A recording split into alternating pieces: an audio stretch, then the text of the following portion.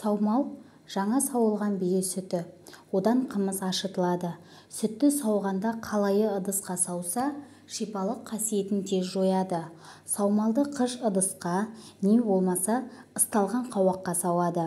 Тағы бір ескеретін жайт, саумалды бір ыдыстан келесі ыдысқа құйып мазалай бермейді. Саумалдың шипалы болуына, қымыздың емдік қасиетіне, жылқының жайылымы, жеген шөбі, ішкен суы мен ауасының да әсері бар. Саумалдың шипалық қасиеті 40-қа жуық аурудың алдын алады. Әсіресе асқазан, қырық қатпаршақ, өт, бауыр, тоқ ішек қабынуының алдын алуда маңызы өте зор. Ғалымдардың айтуынша саумал жеңіл қорытылатын белсенді биологиялық өнім. Ол ағзаға сіңірілуі кезінде ас қорыту үдерісіне қатысатын ағзаларға, яғни асқазан, ұйқы безі, бауыр және ішекке үлкен жүктеме жасамайды. Сондықтан дененің қалыпқа келу үдерісін жылдамдатады. Саумал метаболизмді қалыпқа келтіруге, суық тию мен тұмаудың алдын алуға және қатерлі ісік ауруын емдеу үшін қолданылады. Сондай-ақ саумалдың көмегімен иммундық жүйенің қызметін жақсартуға және асқазанның ойық жарасын емдеуге болады. Бие сүтінде көптеген дәрумендер, микроэлементтер және басқа да биологиялық белсенді заттар мол.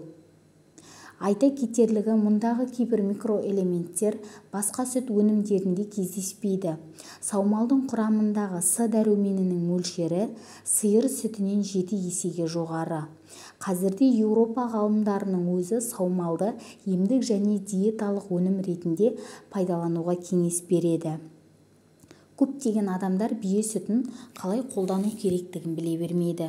Негізінде саумалды күніне 4-5 рет, тамақтанудың алдында 20-30 минут бұрын 250 мг-нан ішкен абзалырақ.